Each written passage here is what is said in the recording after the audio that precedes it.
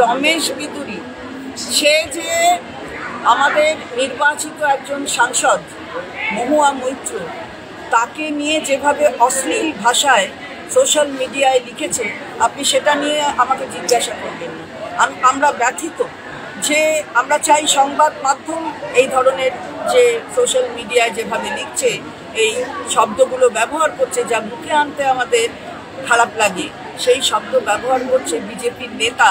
তারা নাকি আবার মহিলাদের সম্মান করছে।